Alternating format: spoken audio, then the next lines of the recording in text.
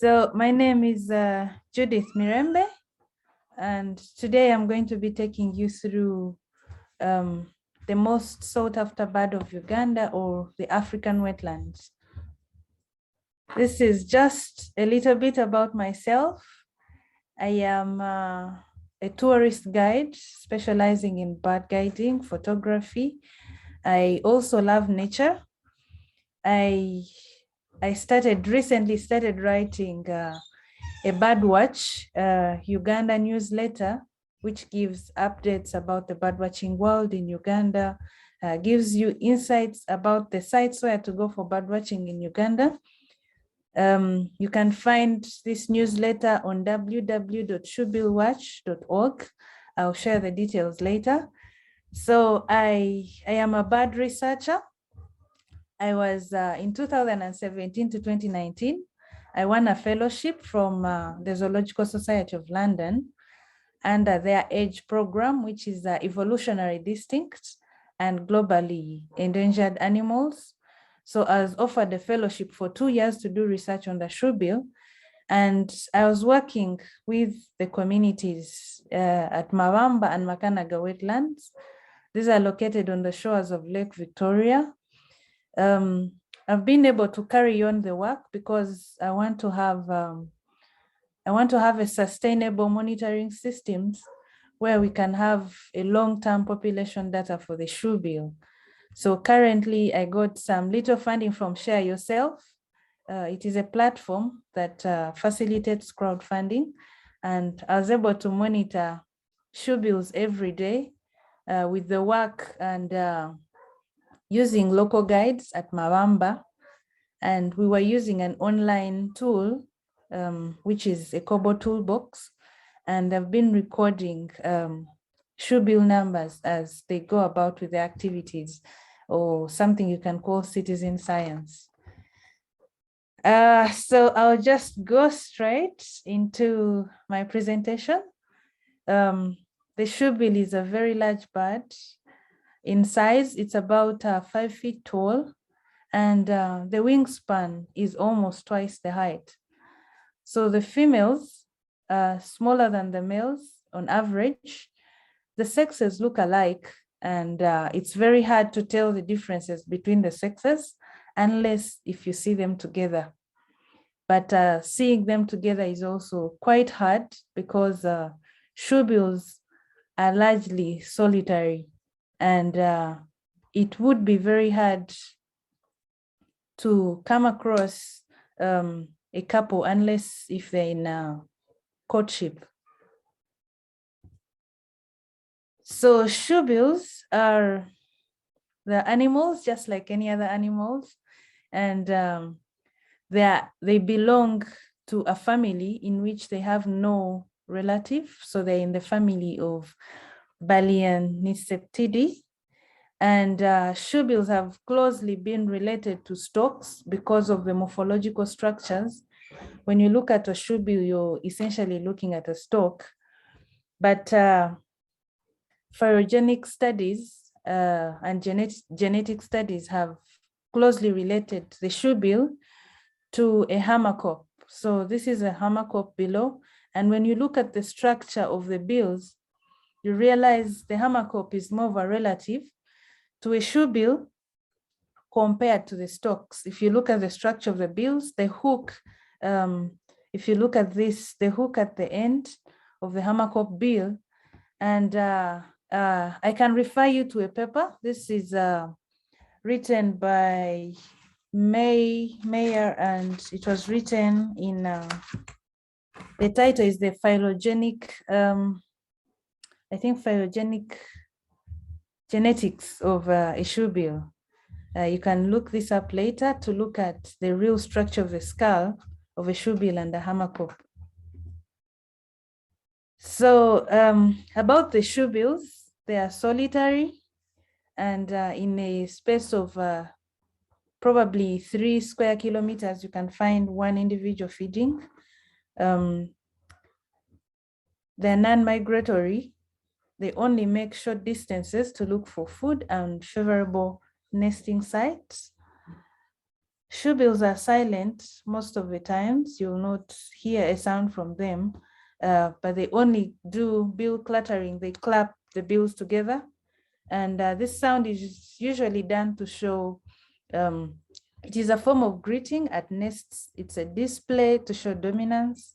And the chicks also groan silently. So it is very hard to get a shoebill making noise despite their size. When someone looks at the size, they'll probably think it's something noisy. So shoebills inhabit freshwater wetlands, and these wetlands are usually, they have floating vegetation, and the vegetation has to be strong enough to support the weight of the shoebill. And these sites where they inhabit or where they do most of their foraging, these sites are they have a poor oxygen content, as I will come later to it. So shoebills majorly feed on fish.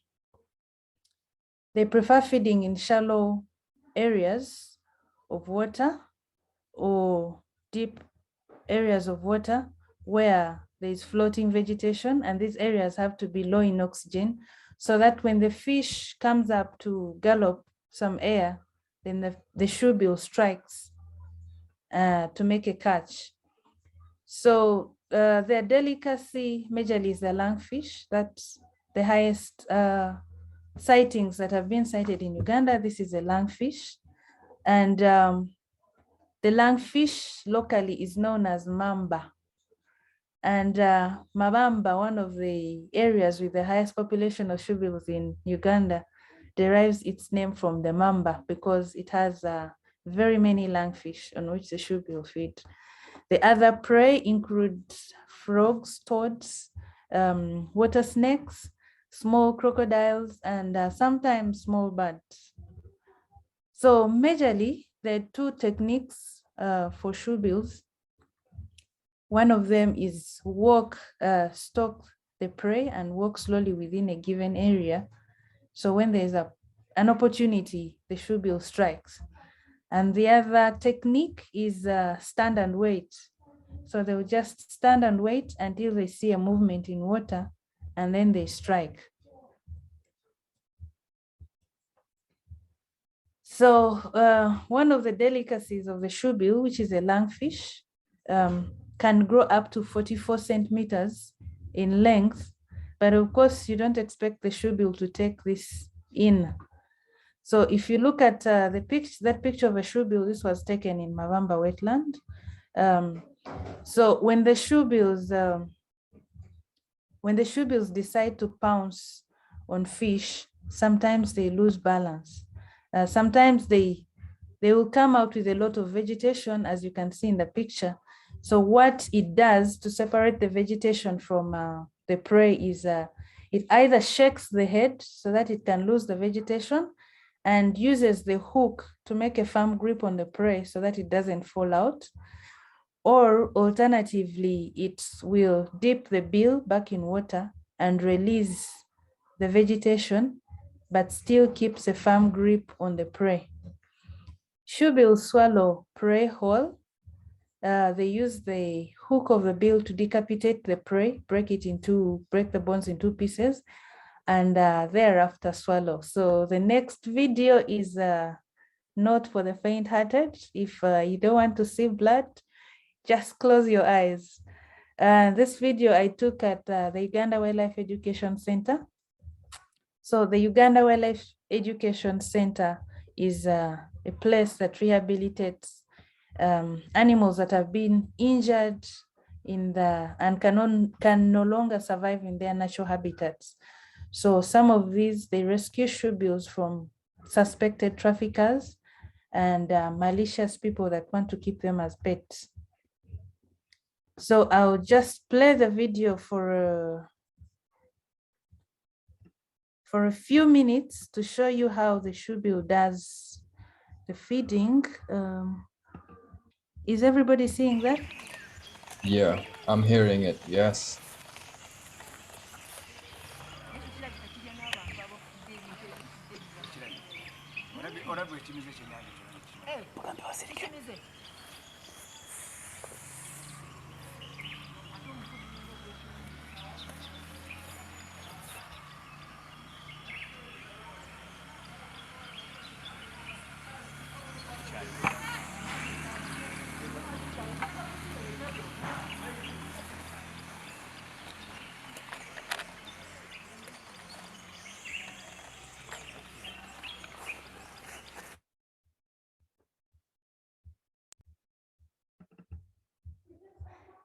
That was a video showing you how shoebills decapitate the prey. They take the prey, especially fish, they take it head in first. And as the fish goes, they crush the bones and then swallow whole. So the shoebill you just watched was having problems swallowing the tilapia fish because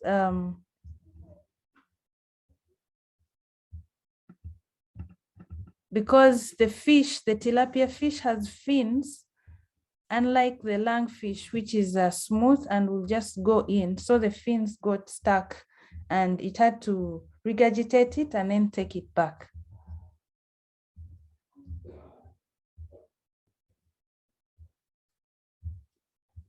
So moving on, are you still getting me right?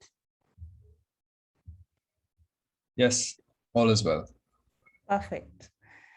So moving on to the breeding, shoebills keep monogamous pairs at a time. So you will not find a shoebill breeding with multiple partners.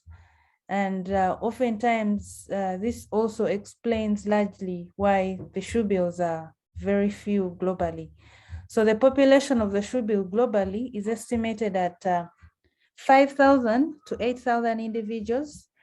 Uganda alone is estimated to have at least 150 individuals. However, these numbers have changed over time, but because of the gaps in population monitoring, we don't have current updates.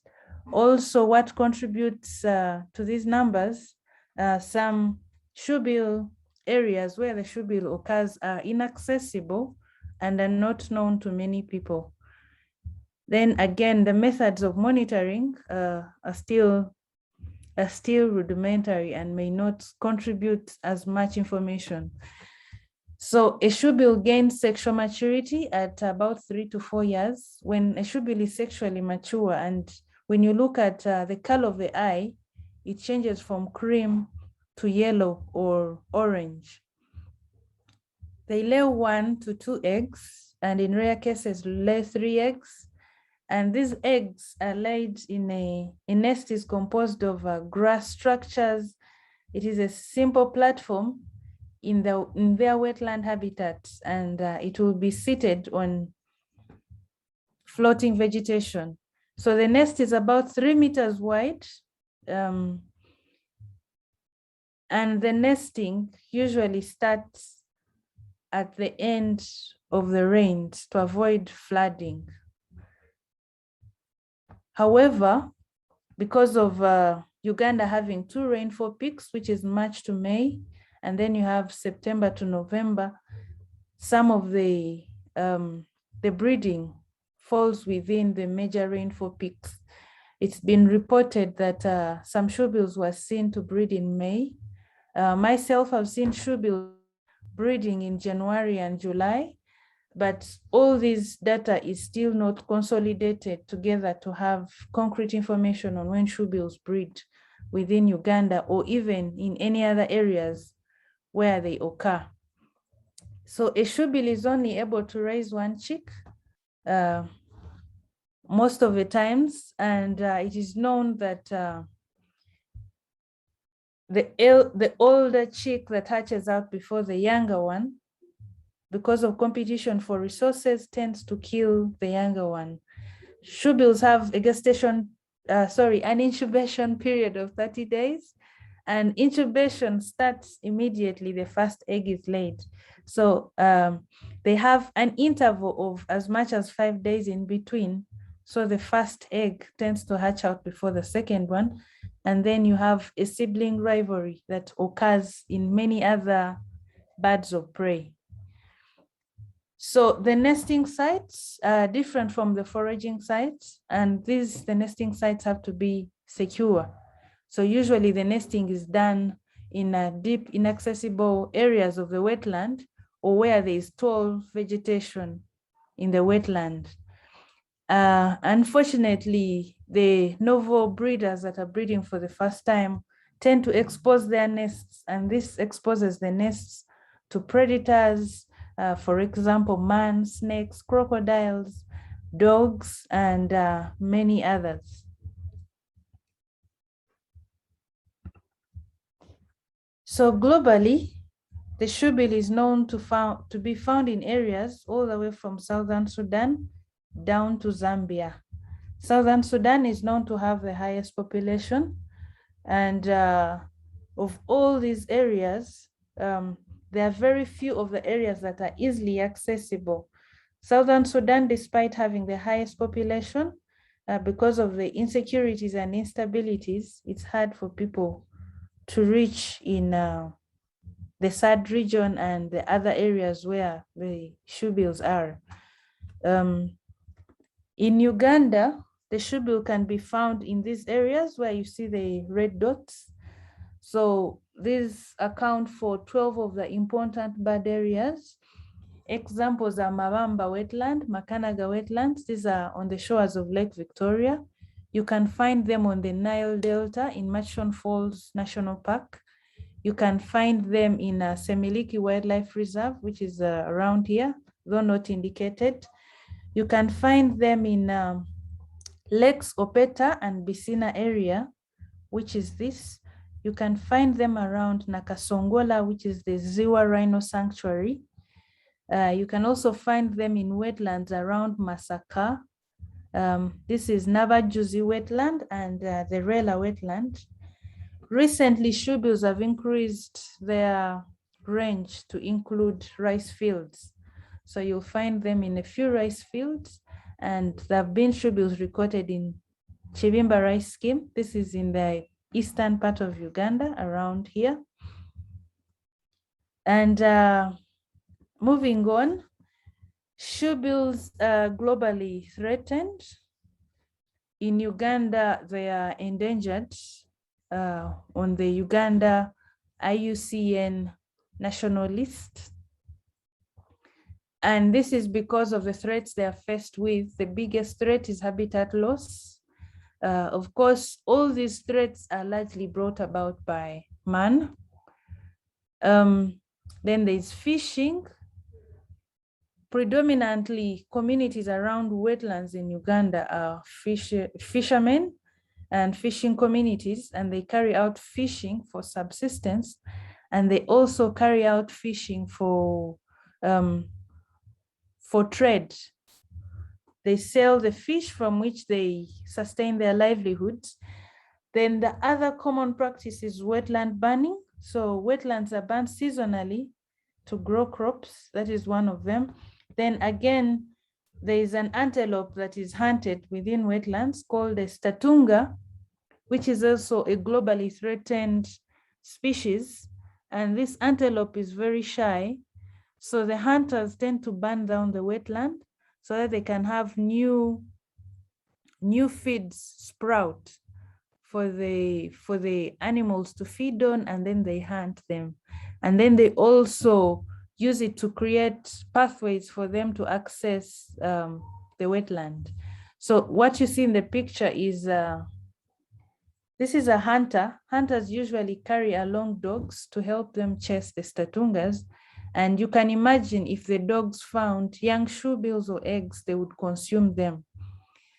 The other reason that causes wetland burning is that fishermen erect temporary structures within the wetlands so that they can prepare food for themselves and their family, or take shelter during bad weather, and this fire can easily spread out and burn bigger chunks of the wetland.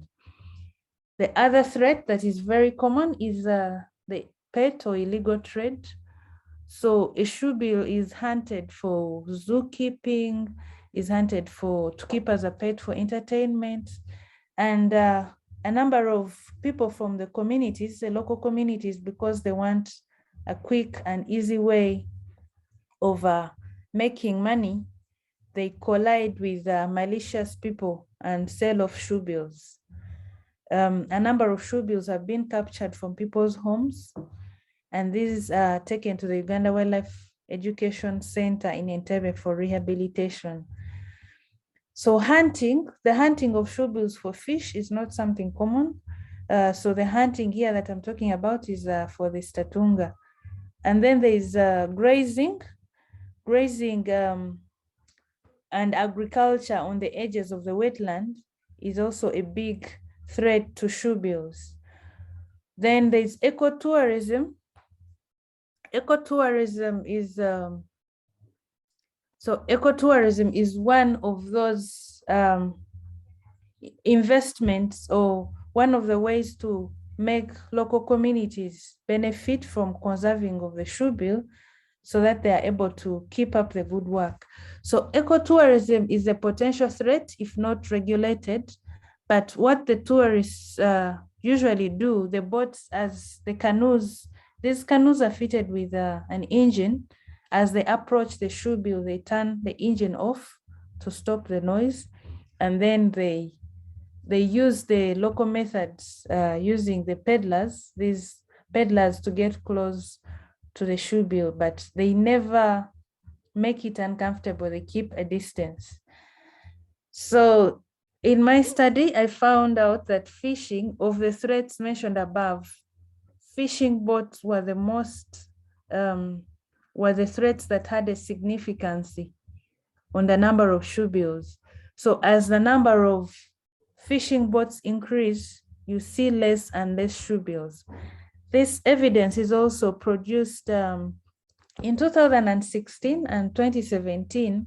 The government of Uganda hired the army to curb down illegal fishing methods in Uganda, on most of Uganda's lakes and rivers. So the local people, and now they applaud the efforts of the government and are reporting that shoebill numbers were seen to increase after this exercise. Then the other evidence is most times if I lead tours to the swamp, when I have tourists and we notice a place with very many fishing boats, we know such an area cannot have the shoebills because the fishing boats get close to the wetland edges, to the water edges, or the breeding areas of fish, in which are the same areas where the shoebills are feeding. So they flush them off. But fishermen have also been a good, they're good elements and can be used for community monitoring and conservation of shoebills, because they always know where to find the shoebills and can always share intel information.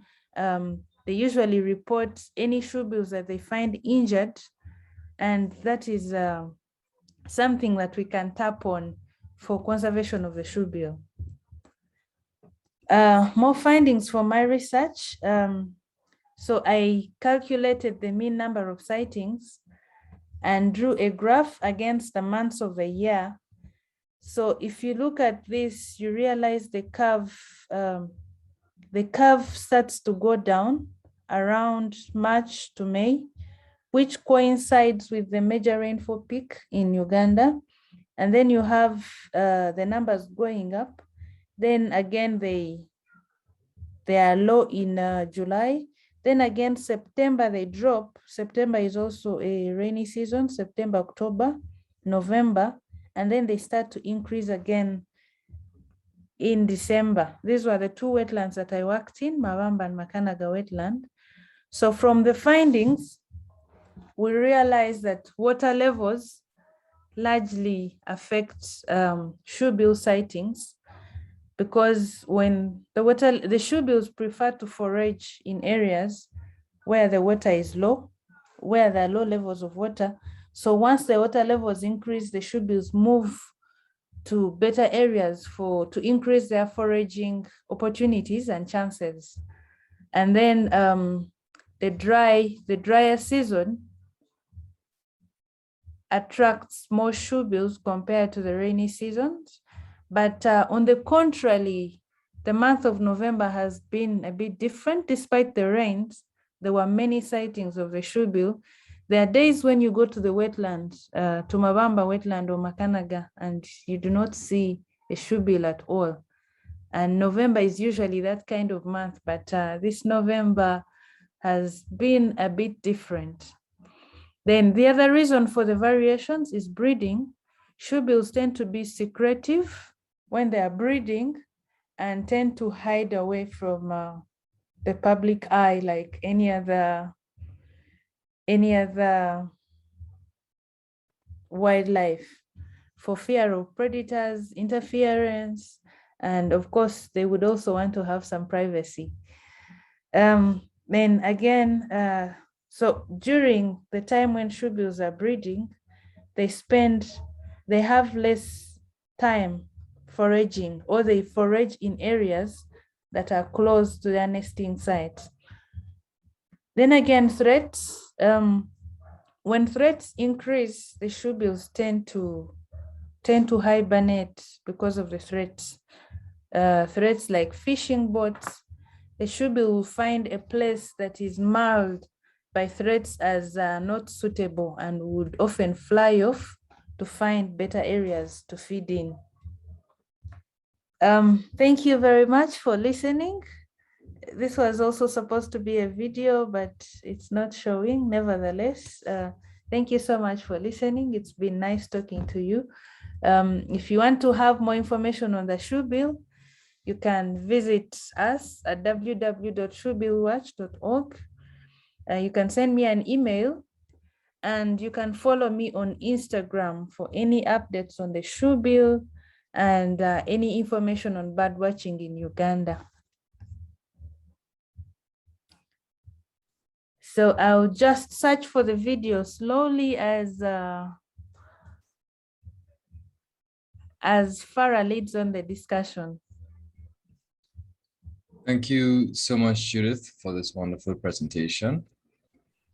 So for all of you who are looking, feel free to put your questions in the chat. And I'm already seeing one. Ray is asking, how long do they live?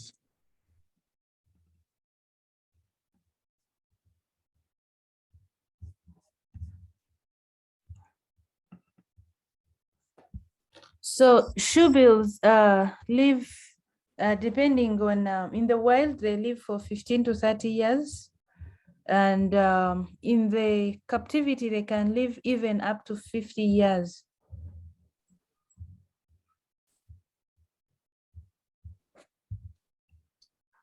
Incredible. I'm wondering, yeah, go ahead, Judith. I'll just play this video. This is how the shoebills clatter the bills. And someone sometime back called it a gun. Yeah, I saw a video, yeah.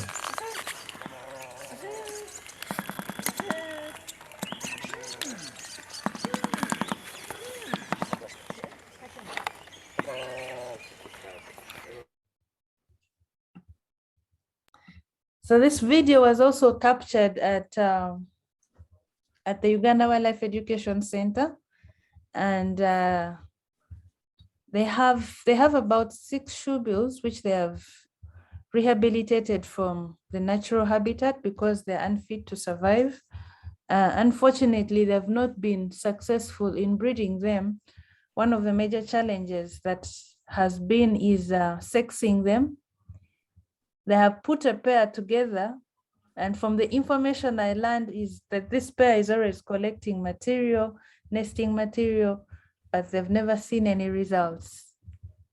So there could be a problem with sexing them. Probably they have kept the same sex together, or maybe there are other reasons. Yeah.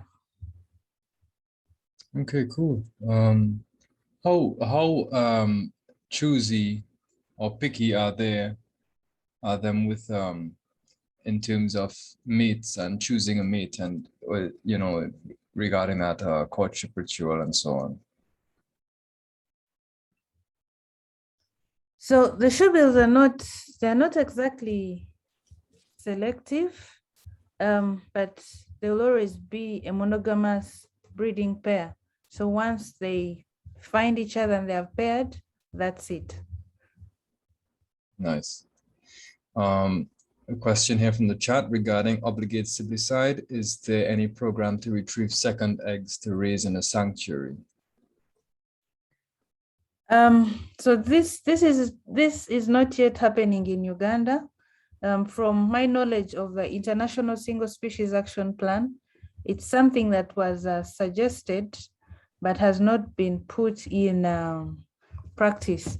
I don't know if Zambia has started doing it, but it was also part of the Zambia action plan for the Shoebill.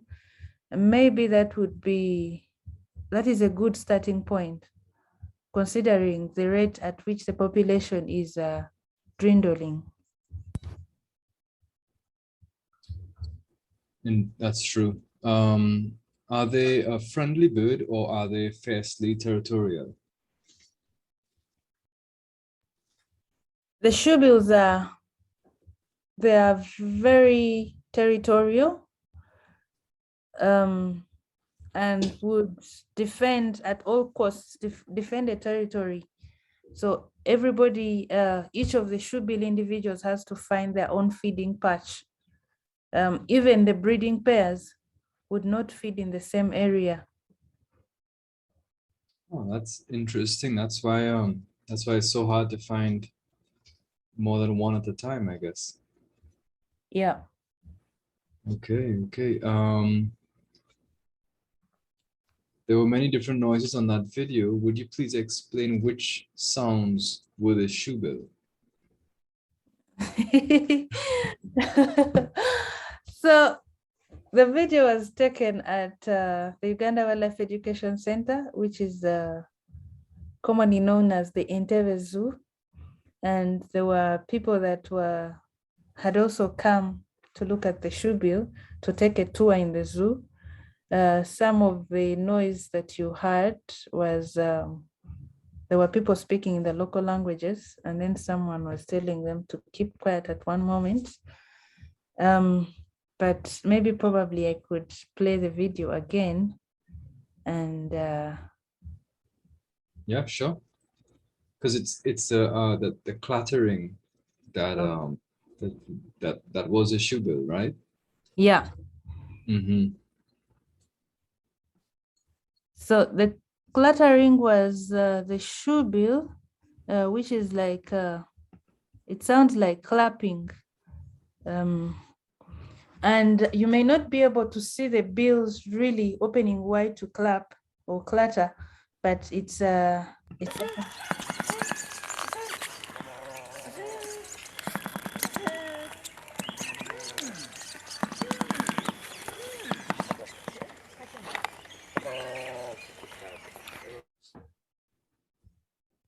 Wow.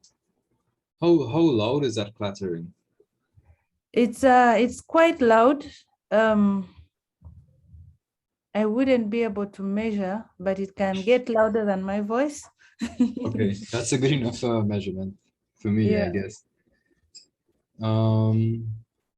Okay, another question. Would love to join you for a day or two to find and learn about the shoebill.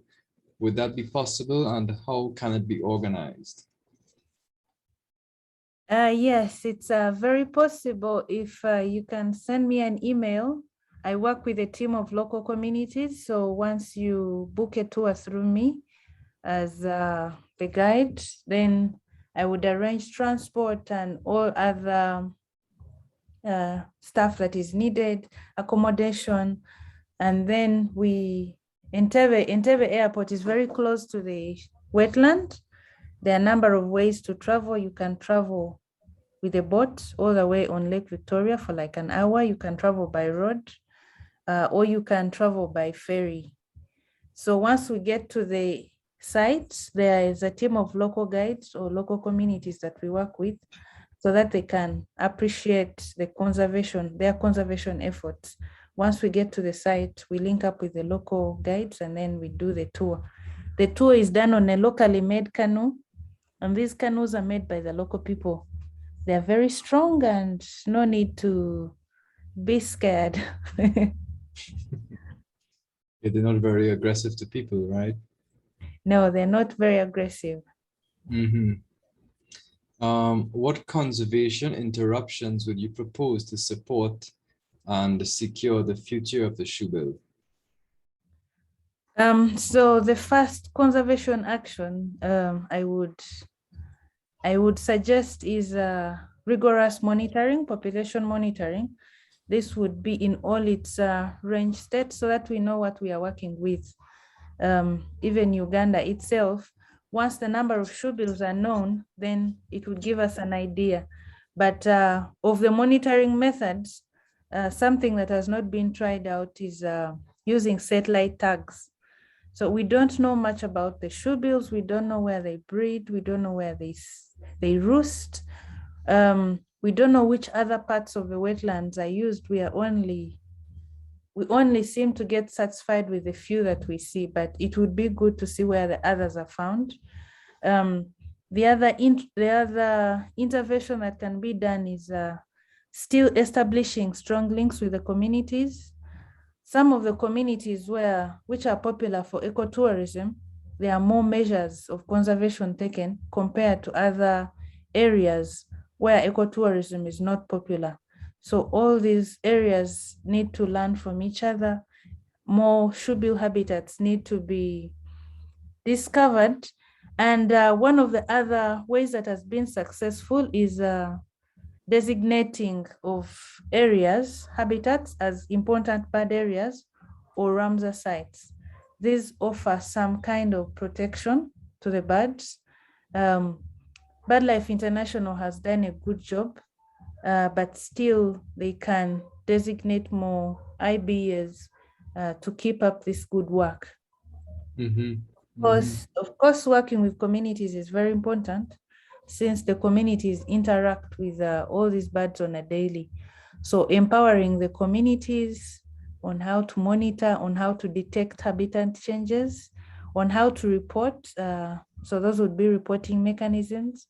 All those would be, and of course, giving them alternative livelihoods so that to reduce the pressure that they're putting on wetlands for hunting, for fishing, harvesting wetland vegetation and all that. Yeah. Thank you. Wonderful. That kind of feeds into this other question. Can you give us an update on Uganda's current status of resources and political will to implement conservation, especially with the impact of COVID-19? So Uganda at the moment, the government has realized there is a lot of revenues that come from tourism and are promoting conservation in all protected areas to ensure a constant flow of tourism. The Uganda Wildlife Authority is mandated to protect all wildlife, both in protected and outside protected areas. So all these interventions and they all feed in conservation in a way. And there are a number of established non-government organizations that have come up to fight for animals' rights, to fight for conservation of animals. Some are specific to species like the shoebill. And yeah. Yeah, I would imagine that, like with such a charismatic and emblematic species like the shoebill, it would be easy to attract, funding and attention on a global scale. Yeah. Yeah. You mentioned in your presentation that they've also started to occupy rice paddies. Yeah. Is this a range expansion, or is this like an adaptation to habitat destruction or habitat alteration? I would say it's largely an adaptation to habitat alteration.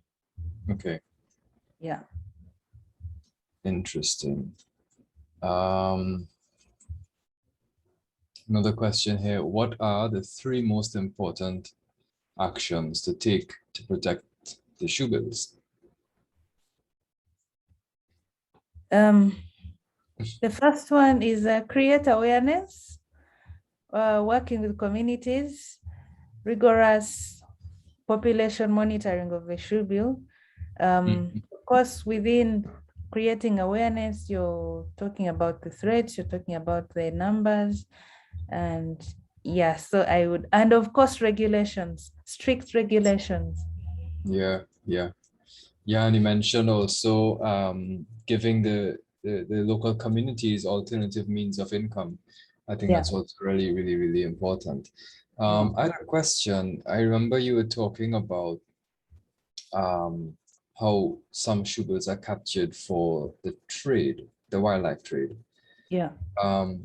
Do you have any idea of where the demand comes from? Because of course, once we identify the demand and we stop the demand, then that's the best bet in combating this trade.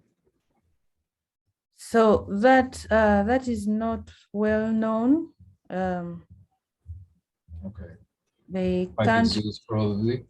yeah, wouldn't be able to tell because all these have been intercepted just before they get to the airport, or so we don't know coming from. Yeah, I think maybe people in various places in various countries, like if there's some establishment and there's a shoebill that appears there, Yeah. people need to ask the questions, where did this bird come from, Yeah. Yeah, that's a global effort that needs to be undertaken. Let me see, a lot of really, really kind words for you, Judith, in the chat. Incredible presentation and great presentation. I must agree. I have another question for you.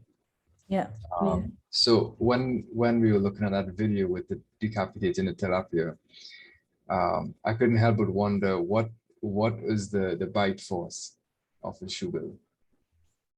I beg your pardon. What is the bite force of the shoebill? The force. I don't know how much force that would be.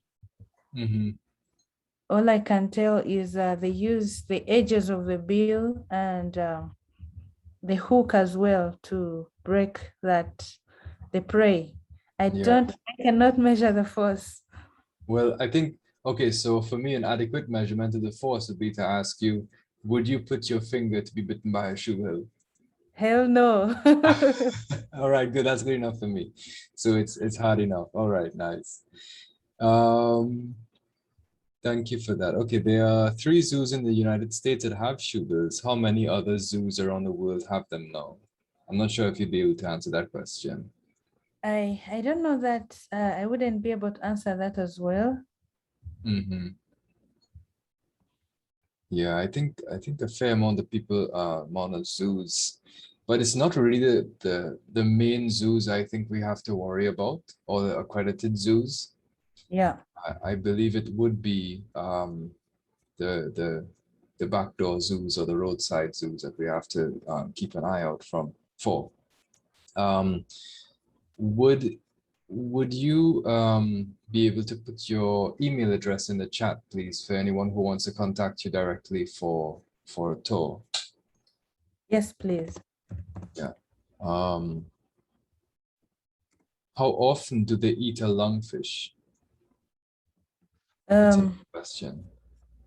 So from my observations, they feed twice a day, in the morning and afternoon. And the feeding is majorly done in the morning and late in the afternoon. So the best feeding times would be between 8 and 10 a.m. When it gets hot, they soar up in the air just to overcome the heat. Oh, okay. So do they spend a lot, like a big portion of the hot part of the day soaring? Yes. Oh, That would be between midday and it's usually hot between, very hot between the afternoons, late afternoons, midday up to about 2 p.m. And mhm. sometimes when they soar, they just move to other areas of the wetland. Yeah, And yeah. interesting. Can you please put your website address in the chat, please? Okay. Let me see. I saw you also said that Uganda is working on the National Shoebill Action Plan. Is that for habitat conservation as well as species conservation? Yes. Okay. So part of the countries that signed to the International Single Species Action Plan, this was back in 2013, for 10 years. I think it's about to expire. So part of their commitments was to domesticate this action plan to apply to each of these countries. Zambia has done it, and now Uganda is also going to do it to have more relevant ideas and actions to carry out as a country. Okay, good. Let me see. Okay, do both parents of the monogamous pair care for the chick? Yes, both parents participate in caring for the chicks. If one is staying at the nest to protect the chick, the other will go out to look for food, for water. Even when they're nest building, they do it together. Oh, nice, Yeah. nice. Caroline asks, can you see a difference between male and female? I can answer that there. It's hard to tell the difference, right? Yeah. Yeah. It's very hard to tell the difference unless you find them together, in which the males are bigger than the females. But unless you find them together, it is quite hard to tell. Yeah, I remember a couple of days ago you posted a picture and you captioned it the king/queen of the wetland, and that's how I knew. I said, "Oh, okay, it's probably difficult to tell the difference." Right. Yeah. Okay. I think I've caught everyone's question. And apologies if I missed any. This has been a really fascinating presentation, Judith. Thank you so much.